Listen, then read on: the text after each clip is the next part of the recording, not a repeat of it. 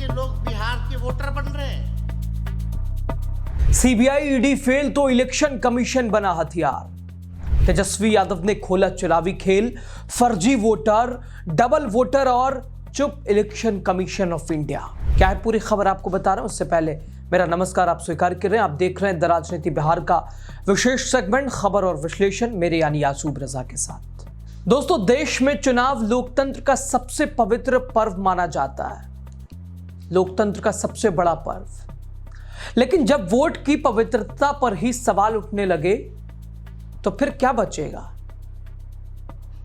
लगातार एसआईआर प्रक्रिया, चुनावी खेल, इधर बिहार में तेजस्वी यादव, उधर दिल्ली से राहुल गांधी लगातार चुनाव आयोग से सवाल पूछते नजर आ रहे हैं। चुनाव आयोग से सवाल पूछने के बाद जवाब की तलब करते नजर आ रहे हैं, लेकिन जवाब तो मिल नहीं रहा है। और वोटर लिस्ट में नाम कटने को लेकर, वोट चोरी को लेकर उधर राहुल गांधी, बिहार में तेजस्वी यादव लगातार आरोप लगाते नजर आ रहे हैं, सवाल पूछते नजर आ रहे हैं, आक्रामक अंदाज में दिखाई दे रहे हैं। दोस्तों, अब आरोप लगा है बीजेपी के नेता, जो कि न सिर्फ सिस्टम से खेल रहे हैं बल्कि चुनाव आयोग भी आंख मूंद कर बैठा है। क्या चुनाव अब सिर्फ नाम का रह गया है? क्या वोट आपका नहीं किसी और की जेब में जा रहा है? बीजेपी पर लगे चुनावी धांधली के आरोपों ने फिर से लोकतंत्र की नींव हिला दी है। इधर तेजस्वी यादव ने एक बार फिर प्रेस कॉन्फ्रेंस कर चुनाव आयोग पर तीखा हमला बोला है, बीजेपी के ऊपर निशाना साधा है। तेजस्वी यादव का दावा है कि यह सिर्फ गड़बड़ी नहीं है बल्कि ये वोटों की डकैती है, ये वोटों की चोरी है। हां, बिहार चुनाव से पहले तापमान गर्म हो चुका है। बिहार की सियासत एक बार फिर गर्मा चुकी है और इस बार आरोप सिर्फ विपक्ष का रोना नहीं बल्कि लोकतंत्र के गले पर छुरी चलने जैसा है। बिहार के पूर्व डिप्टी सीएम, आरजेडी नेता, बिहार विधानसभा के नेता प्रतिपक्ष तेजस्वी यादव ने प्रेस कॉन्फ्रेंस में भारतीय जनता पार्टी और चुनाव आयोग पर कई गंभीर आरोप लगा दिया है। दोस्तों, तेजस्वी ने दावा किया है कि बीजेपी के इशारे पर चुनाव आयोग वोट की डकैती कर रहा है और लोकतंत्र को खतरे में डाल रहा है। तेजस्वी ने और भी कई चौंकाने वाले खुलासे किए हैं, जिनमें बीजेपी नेताओं के दो वोटर आईडी कार्ड, फर्जी वोटर, चुनावी अनियमितताओं के सबूत भी इसमें शामिल हैं। तेजस्वी ने एसआईआर से जुड़े एक गंभीर मामले का जिक्र किया और कहा कि जो वर्तमान में सुप्रीम कोर्ट में विचाराधीन है। उन्होंने दावा किया कि जिन लोगों की मृत्यु हो चुकी है उन्हें भी कोर्ट में पेश किया गया, जो अपने आप में एक गंभीर अपराध है। तेजस्वी ने कहा कि यह मामला बेहद गंभीर है, इसकी सारी खामियों को उजागर हम करेंगे और लगातार हम कर रहे हैं और करते रहेंगे, सवाल पूछते रहेंगे। इलेक्शन कमीशन को जवाब देना ही होगा। लेकिन इलेक्शन कमीशन से सवाल होता है, इलेक्शन कमीशन चुप, ज्ञानेंद्र कुमार चुप, बीजेपी के नेताओं का कटाक्ष, जवाब, टिप्पणी जैसा संकेत कुछ और मिलता है। दोस्तों, खैर, तेजस्वी ने नाम लिया बीजेपी के प्रभारी भीकू भाई का।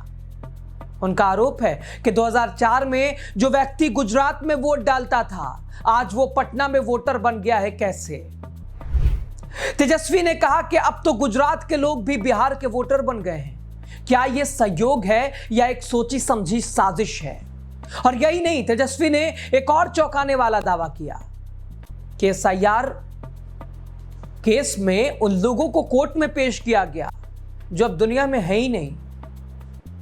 वो लोग कोर्ट में पेश किए गए और तेजस्वी का आरोप कि ये अपराध है और चुनाव आयोग इसमें सहभागी है और ये चुनाव आयोग और बीजेपी की मिलीजुली चाल है।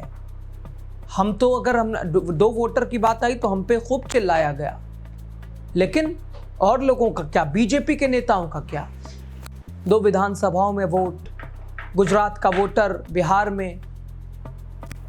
आपको सुनाने की कोशिश कर रहा, आप सुनिए जरा तेजस्वी की आरोप। समझ जाइए, अब गुजरात के लोग बिहार के वोटर बन रहे हैं।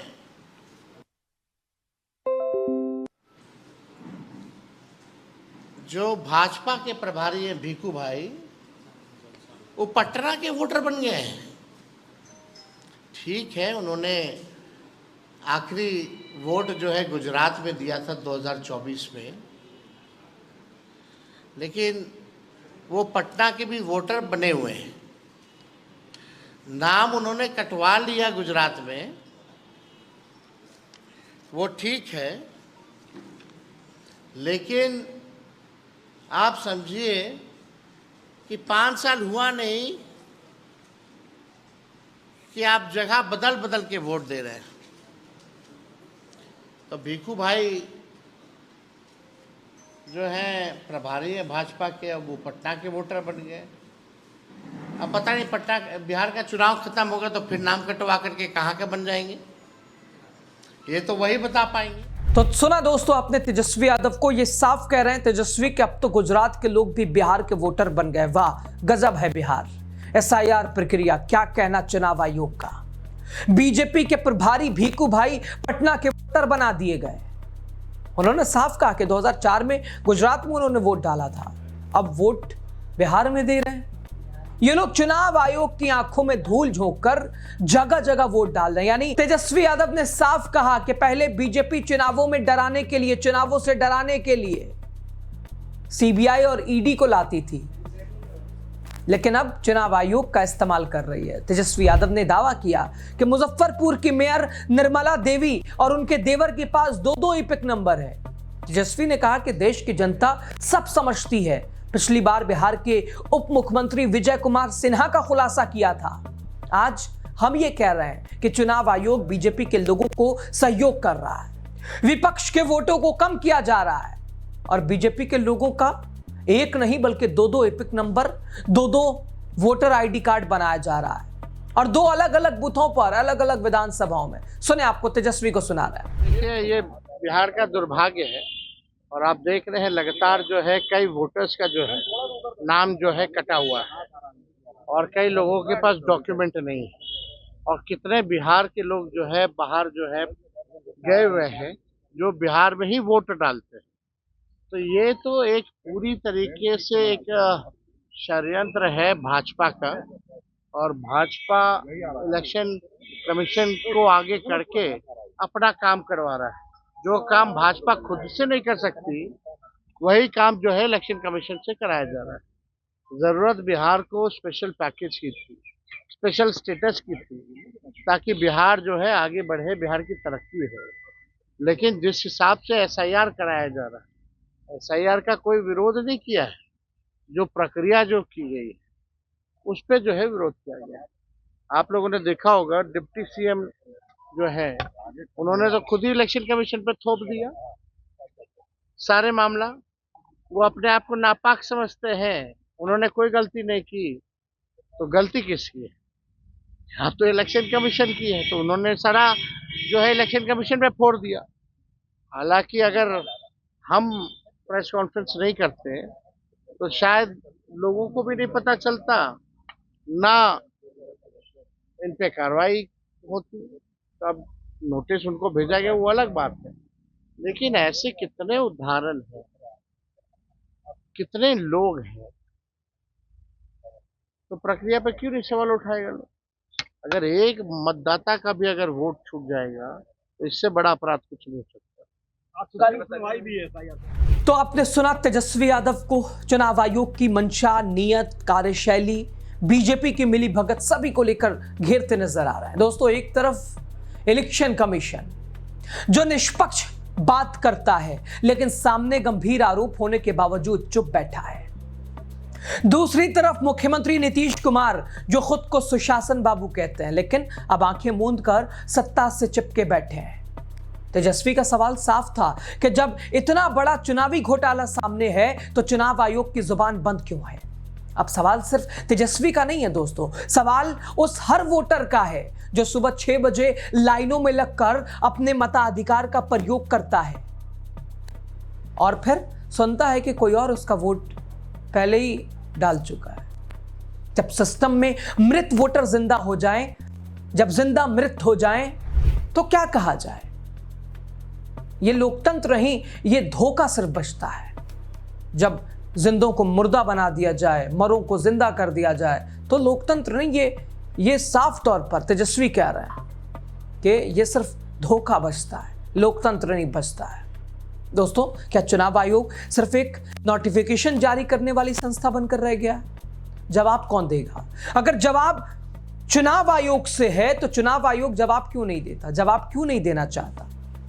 बीजेपी क्यों काउंटर करती नजर आ रही है? इससे बहुत कुछ और संकेत तभी मिल रहे हैं। नीतीश कुमार क्या अब भी सिर्फ गठबंधन के धर्म के नाम पर चुप रहेंगे? वोट की चोरी हो रही है और चुनाव आयोग तमाशा देख रहा है। आरोप पे आरोप लगे जा रहे हैं, चुनाव आयोग शांत बैठा है। 65 लाख वोट बिहार में गायब। अलग बात तर्क शिफ्टिंग और मृत का दिया जाए, लेकिन उसकी स्पष्ट जानकारी नहीं कि ये कौन है। किसी का 2 एपिक नंबर, किसी का 2 वोटर आईडी, किसी की उम्र 124 साल,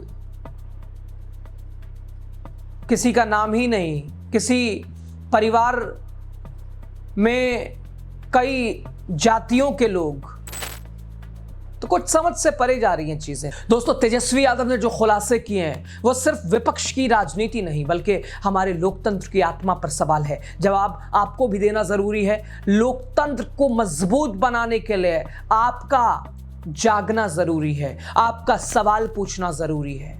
सवाल पूछते रहिए, क्योंकि अगर आपका सवाल रुकेगा तो फिर लोकतंत्र पर सवाल खड़ा होगा। खबर पे आप क्या सोचते हैं, अपनी राय साझा कीजिएगा। द राजनीति बिहार को ज़्यादा से ज़्यादा शेयर कीजिए, सब्सक्राइब कीजिए। चुनाव से पहले हर खबर आप तक हम पहुंचाएंगे और लगातार पहुंचा भी रहे। न पक्ष न विपक्ष, केवल सच के मापदंड के साथ। बहुत शुक्रिया आप सभी का लास्ट तक वीडियो देखने के लिए।